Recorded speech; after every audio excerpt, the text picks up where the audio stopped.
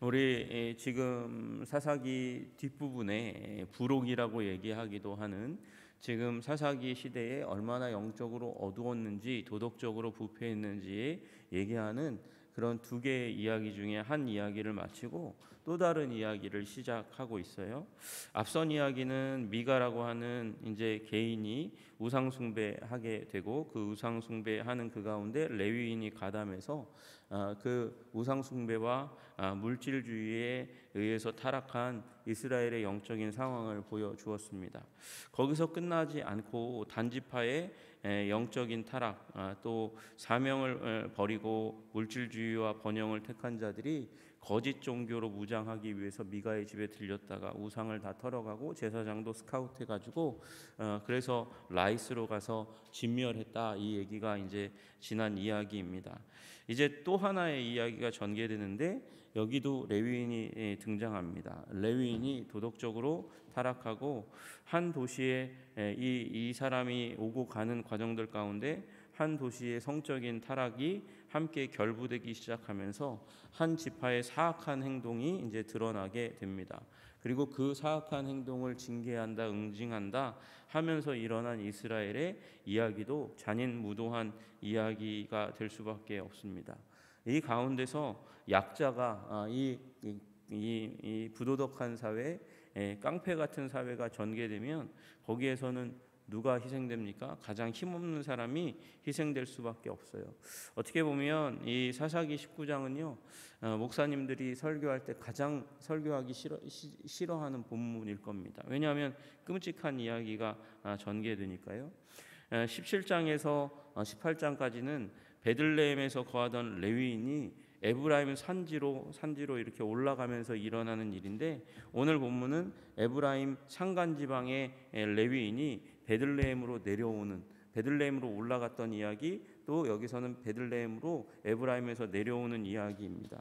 이 두 이야기는 얼마나 도덕적으로 타락하면, 윤리적으로 타락하면 관계가 깨어지는가 하는 의미에서는 이 두 가지 앞에 있었던 사건과 이 사건은 굉장히 유사한 사건인 거죠. 여기 줄거리는 이렇게 됩니다. 이스라엘에 왕이 없었을 때, 그러니까 왕이 없으니까 뭔가 문제가 있구나라는 사실을 계속해서 사사기 저자는 폭로하고 있는 거거든요. 두 가지 의미로 해석할 수 있어요. 인간 왕이 없었을 때에 그때의 이스라엘이 이만큼 문제가 있었습니다. 첫 번째 그 부분이 숨겨져 있고요. 또 하나는 우리 개개인이 하나님을 왕으로 섬기며 살아가지 못할 때에 이런 문제들이 일어나는 겁니다라고 얘기하고 있는 것이죠. 그 왕이 없었을 때 에브라임 산지 구석에, 여기 산지 구석에 거류하는 이라고 되어 있는데, 구석이라는 말은 깊은 곳, 그러니까 에브라임 산지의 깊은 곳에 있었던 어떤 한 레위인으로 시작합니다. 그 레위인이 뭘 뒀냐? 첩을 두었다, 그렇게 얘기하고 있어요. 첩은 유다 베들레헴 사람입니다. 문제는요, 이 이 레위인이 첩을 가지고 있다, 이게 조금 이상한 부분이에요. 이 첩을 여러분들도 이제 기억하시지만 이 사사기에서 첩의 아들이 아주 큰 문제를 일으키는 사건이 하나 나오잖아요. 어떤 사건이었습니까? 기드온이 정복하고 나서 그 다음에 이제 첩을 얻어서 자식을 낳았어요. 그게 이제 아비멜렉이고, 아비멜렉이 결국은 이 기드온의 모든 아들들을 다 이제 학살하고 살해하고, 그리고 자기가 왕 노릇하는 일이 나오는 이야기가 있잖아요. 그러니까 여기 첩이라는 말이 나오자마자 이 부정한 무슨 문제가 있는 이야기가 시작되겠구나, 그렇게 알게 되는 거죠. 근데 아니나 다를까 그 첩이 행음했다, 이렇게 얘기하고 있습니다. 이 행음이라는 단어 자체가 두 가지 의미를 가지고 있어요. 하나는 진짜 간음을 했다는 것이죠. 이 행음이라는 말이 가지고 있는, 여기 이제 쓰여진 행음이라는 말이 이중적인 의미 있는데, 하나는 이제 돈을 받고 몸을 팔았다는 거예요.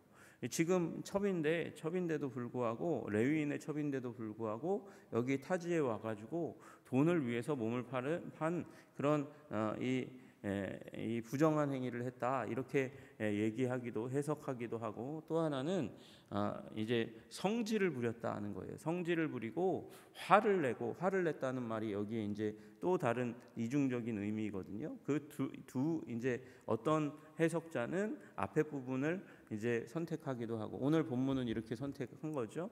그리고 이제 또 한 해석자들은 이것은 화를 내었고, 그리고 여자가 하지 못할 일, 그러니까 당시의 모세의 율법으로는 누가 이혼을 청구할 수 있습니까? 남자가 여자에게 청구할 수 있는데, 오히려 여자가 화를 내고 남자에게서 남자를 향해서 이혼에 해당하는 행동, 그러니까 집을 떠난 행동을 했다. 그래서 행음이다라는 단어를 거기에 사용했다는 거예요. 어쨌든 둘 다 어떤 경우라 할지라도 이 첩이 이제 도덕적으로 문제가 있든지 아니면 성격적으로 문제가 있다는 것을 얘기하고 있죠. 그래서 남편을 떠납니다. 그리고 유다 베들레헴 아버지 집으로 돌아가서 거기에 넉 달 동안 있었다 이야기합니다. 이 후자를 선택하는 사람은 그 다음에 레위 사람이 선택한 방식이 바로 그 후자를 지지한다 그렇게 얘기하는 거예요. 보니까 그의 남편이 그 여자에게 다정하게 말하고, 다정하게 왜 말합니까? 이제 화를 풀어주려고, 성격이 이제 불같이 화를 내고 갔으니까 이제 성격을 풀어주려고, 마음을 풀어주려고 4개월이나 지났으니까 그러니까 가서 다정하게 말하고 그를 데려오자 그렇게 결심을 하고 갔다는 거예요. 그래서 하인 한 사람과 나귀 2마리를 데리고 그에게로 갔다. 이상하다라는 생각을 여기에서 하셔야 돼요. 이 단어가 아니 레위 사람이 다시 얘기하면 어떤 사람이냐면 그 한 성읍에서 레위인의 성읍으로 하나님께서 지정하신 성읍에 거하면서 이스라엘 백성들을 가르치고 예배하게 하고 그 일들을 통해서 백성들에게 분깃을 받는 사람인데, 그 사람의 에쿠스 2대를 지금 운행하고 있는 거예요. 지금 나귀가 부유한 사람이 소유하고 부리는 거라고 말씀드렸잖아요. 먼 여행길이니까 나귀 가지고 나설 수 있죠. 아니요, 서민은 이럴 수가 없습니다. 경제적으로 힘이 없는 사람은 이럴 수가 없는 거예요. 게다가 거기에 하인 한 사람까지 대동해서 이제 길을 나섭니다. 그리고 나서 가는 도중은 다 생략하고 여자의 집에 들어갑니다. 거기에 갔더니 아버지가 집에 그를 보고 아주 기뻐하고 즐거워해서 집에 머물게 하는데, 보통 환대는 며칠 동안 진행되냐면 3일 동안 진행되는 거예요. 3일 동안 진행되는데 융숭하게 대접합니다. 아주 잘 대접합니다. 그런데 넷째 날 아침에 일찍이 일어났어요. 이제 떠나려고 일찍이 일어났는데 이 장인이라는 분이 떡을 조금 먹고 가라 그렇게 얘기해서 먹고 기력을 돋운 후에 가라 그 말에 이제 듣고 나서 먹고 마시고 쉬고 놀고 그러고 있다 보니까 어느덧 이제 해가 뉘엿뉘엿 지기 시작하는 시간이 됩니다. 아마 이 시간이 여기에 굉장히 늦은 시간처럼 얘기되지만 고대 사회에서는 우리처럼 전기가 없으니까 해가 지기 시작하는 한 오후 3시쯤이면 이미 이제 저녁으로 가고 있다 그렇게 여기니까 이제 그 시간대쯤에 가지 마 내일 가 이렇게 얘기하는 거죠. 근데 문제는 다음 날 일어났는데도 또 과하게 환대하는 장인에 의해서 시간을 보내고 나서 오후 시간이 되니까 이제 오후 한 3시 정도 되었을 것 같아요. 그때 이제 이 유숙하라 또 얘기하는데, 여기서 유숙하면 도대체 집을 가지 못할 것 같으니까 이 사람이 일어나서 첩을 데리고 나귀에 태우고 그리고 길을 나섭니다. 길을 나서 가는 이야기가 오늘 이야기입니다. 여러분, 이 얘기가 왜 문제가 있을까? 이 얘기의 특징 중에 하나는 이 17장 18장에서만 해도 사람의 인물이 나와요. 사람의 인물의 이름이 나온단 말이죠. 그런데 여기에 등장인물은요 이름들이 나오지 않아요. 19장에서 21장까지의 내용 중에 이름이 기록되는 사람은 한 사람밖에 없다고 그래요. 왜 이렇게 이 익명으로 사람들의 이름을 처리했을까?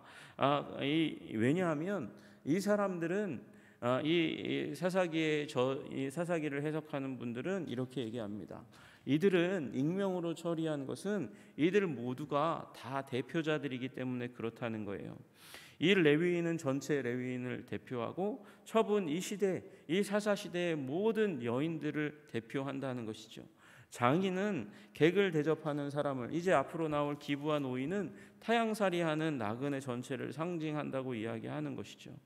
나중에 베냐민 지파를 향해 모든 민족이 또 칼을 듭니다. 왜 칼을 드냐? 모든 민족이 베냐민처럼 비열한 지파들이기 때문에 그렇다는 것이죠.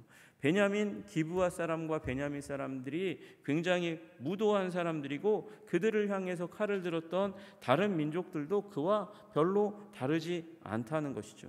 모든 사람은 여기에서 말씀하시는 대로 가해자, 학대하는 사람일 수도 있고 또 모든 사람들은 또 학대당하는 사람일 수, 학대하는 사람, 학대당하는 사람일 수 있다는 것이죠. 또 모든 여인은 이 무도한 세계 가운데서는 음행할 수 있고 또 성적인 폭력을 당하고 살인되고 몸이 훼손되고 희생당할 수 있는 그런 시대라고 이야기하는 것입니다.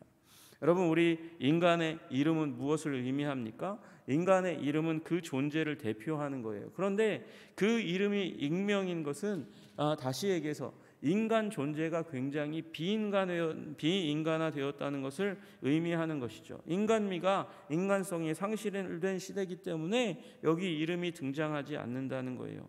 이름은 성경에, 특별히 성경에서의 이름은 인격과 존엄성을 상징하는 건데 이름이 등장하지 않아요. 그러니까 그 사람들은 사람 같지 않은 사람들이라는 것이죠.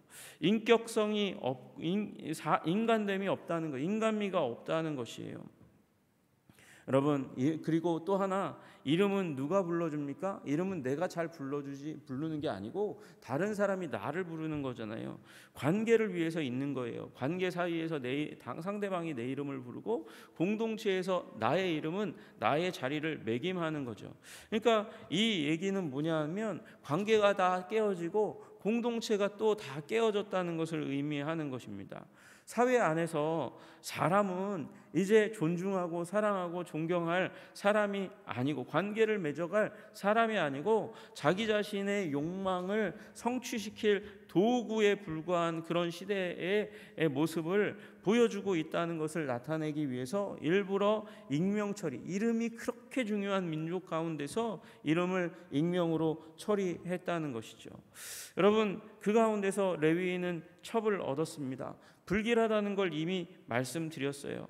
여러분, 레위인이 첩을 주었다니, 그리고 그 첩을 둔 이유가 무엇인가 보았더니 그가 경제력이 있기 때문에, 돈이 있으니까 나귀 2마리를 운행할 만큼, 그래서 힘이 있으니까 이제 레위인, 하나님을 섬기고 백성을 섬겨야 될 사람이 그 경제력에 의해서 첩을 두는구나, 부패하게 되는구나, 그렇게 생각하게 될 수 있다는 것이죠. 여러분, 또 하나 우리는 생각해야 합니다. 잔치에 머무르기보다 갈 길을 생각해야 하는 존재들이라는 사실을 우리는 기억해야 하는 것이죠. 여러분, 레위 사람이 아침 일찍 일어났습니다. 그리고 떠나려고 했습니다. 문제가 누구예요? 장인입니다. 장인이 머물라고 얘기합니다. 머물라고, 음식을 먹으라고, 함께 즐기고 쉬자고 얘기하는 거예요. 그래서 지체했습니다. 지체했다가 그 다음에 이 사람이 가다가 결국은 기브아에서 문제가 일어나는 일이 일어나는 거죠. 완전히 민족적인 비극으로 나타나는 일이 일어나는 거예요. 여러분, 우리 이제 사회가 바뀌면서 아침에 일찍 일어나서 그리고 일을 하고 그리고 저녁 니엇니엇 할 때에 쉬기 시작하는 농경사회가 아니에요. 농경사회가 아니어서, 그래서 우리는 어떻게 보면 이제 주일도 잘 지키지 못하는 직업을 갖게 되는 시대 가운데 많은 사람들이 종사하는 그런 사회가 되었습니다. 호텔리어 보고 호텔을 여행 오고 가는 사람들이 있잖아요. 그 사람들을 이제 섬기는 호텔에서 이제 일하는 분들에게 주일 지켜야 됩니다. 당신 주일 지켜야 되는데 왜 주일날 호텔에 나갑니까? 그렇게 얘기할 수 없죠. 그리고 주일날 버스를 운행해서 사회가 돌아가도록 하는 사람들이 필요하잖아요. 제가 주일날 이제 한 도시에 갔어요. 뉴질랜드의 한 도시에 갔는데 깜짝 놀랐어요. 주일날 버스 운행을 안 해요. 버스 운행을 안 하니까 다 걸어 다녀야 돼요. 그래 너무 힘들었어요. 그때는 이제 택시 탈 돈이 없었으니까 그렇게 이제 주일날 운행을 안 하면 힘들게 되는 일이 일어나잖아요. 버스 기사들이 다 멈추고 택시 기사들이 멈추면 사회가 돌아가기가 쉽지 않잖아요. 그러니까 주일날 일해야 되는 사람이 있어요. 또 밤에 사회가 돌아가도록 하기 위해서 지키는 사람들이 필요해요. 그런 사람들에게 얘기하는 게 아니라 우리는 성실하게 근면하게 일해야 하는 사람들이죠. 우리의 인생의 갈 길을 또 생각해야 하는 사람들인 거예요. 그런데 놀고 쉬고 즐기는 것에 관심을 가지다 보면 그러면 무슨 일이 일어납니까? 인생의 비극이 찾아오는 거예요. 우리 인생에 가야 될 때가 있고요. 움직여야 될 때가 있고요. 성취해야 될 때가 있는데 그런데 그때에 주저앉아라, 즐기자, 쉬자, 놀자라고 얘기하면 우리의 갈 길이 먼데 가지 못하고 그 먼 길을 미리 추산하고 계산하고 해야 될 일들을 하지 못하는 일이 일어날 수 있다고 말씀하시는 것이죠. 우리 너무 늦어서는 안 됩니다. 우리 인생 가운데 함께 하는 건 너무 중요하고 또 쉬는 것도 중요하고 기쁨으로 마음을 채우는 것도 굉장히 중요한 일이지만 그것으로 말미암아 우리의 가야 될 사명이 정체되고 그리고 잊혀지고 무너지는 일이 일어나서는 안 되는 것이죠. 그것이 우리의 존재입니다. 그것이 우리의 이름이 되는 것이에요. 여러분의 이름은 무엇입니까? 여러분의 이름은 그리스도의 사람입니다. 제자인 줄로 믿으시기를 주님의 이름으로 축복합니다. 또 우리는 교회입니다. 예수 그리스도의 이름으로 모이는 사람들이에요. 함께 모이는데 힘쓰고 애써야 됩니다. 그곳에서 우리 즐기고 기쁘고 그리고 쾌락으로 우리를 채우기 위해서 모이는 것이 아니라 우리 서로 모여서 예수 그리스도 안에서 형제 자매됨을 고백하고 서로를 위해서 기도하고 격려하고 축복하며 우리 신앙의 여정, 저 천국까지 이르는 여정을 함께 가는 것이죠. 여러분과 제가 우리 사명에 합당하게 우리 삶에 합당하게 그렇게 살아가시는 일이 일어나시기를 주님의 이름으로 축복합니다. 또 하나 이 문제의 발단은 시작은 어디서부터 시작하냐? 레위인의 그 경제력에서부터 또 시작하기도 하지만 또 하나는 첩이 화를 내고 또는 부정하여 이 레위인을 떠나갔다는 데서 문제가 일어나는 거죠. 떠나갔기에 찾으려 갔다가 그래서 문제가 일어납니다. 우리 삶 가운데 문제를 일으키는 것이 여기 이 본문에서 보자면 소극적으로는 화를 내는 것입니다. 분노하는 것입니다. 얼마나 분노하고 화를 내기 쉬운 인간인지 모르겠어요. 그것을 떠나도록 진노를 떠나도록 화를 떠나도록 성품을 다스리는 여러분과 제가 되기를 주님의 이름으로 축복합니다. 거기에서부터 가정의 문제가 일어나고 교회의 문제가 일어나기 시작합니다. 그리고 또 죄짓지 말아야 됩니다. 죄는 틈을 타서 우리로 넘어지게 만들고 관계를 망가뜨리고 그리고 비극을 만들어내는 일입니다. 주님, 우리가 화내지 않고 또 행음하지 않도록 부도덕하지 않도록 우리를 붙잡아 주옵소서. 그렇게 기도하시는 저와 여러분 되시기를 주님의 이름으로 축복합니다. 기도하겠습니다. 하나님 아버지, 우리 모두가 주님 성실한 자들이 되게 하여 주시옵소서.